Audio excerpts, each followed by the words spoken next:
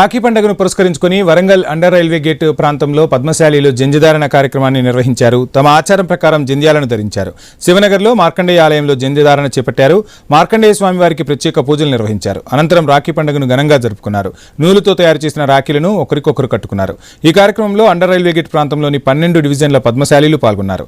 ఏటా ఇలానే నూలు పుట్టినరోజు, రాఖీ పండుగ 2 వేడుకలు చేస్తామని పద్మశాలి నేత కుసుమ సతీష్ బాబు హామీ ఇచ్చారు.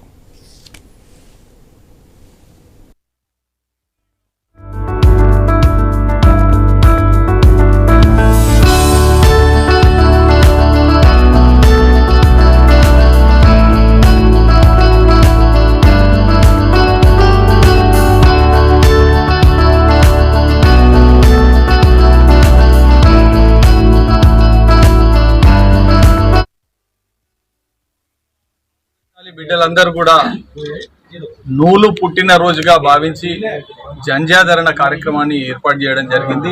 దీనిలో శివనగర్ ప్రాంతానికి సంబంధించిన మార్కండేయ ఆలయంలో మనం ఈ కార్యక్రమాన్ని నిర్వహించుకోవడం జరిగింది.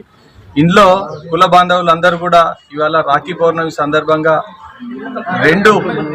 రెండు ఉత్సవాలు ఒకటే దినం రావడం మనం ప్రాశస్త్యంగా భావిస్తున్నాం. అదేవిధంగా ఇవాళ ఈ రాఖీ పౌర్ణమి సందర్భంగా కుల బాంధవులు అందరూ కూడా ఐక్యతతో ఒక సంవత్సరానికి ఒక రోజు ఆలయానికి, మార్కండేయుని ఆలయానికి తప్పకుండా రావాల్సిందిగా ఆ విధంగా తీర్చిదిద్దుటకు ఇవాళ అంకురార్పణ చేయడం జరిగింది.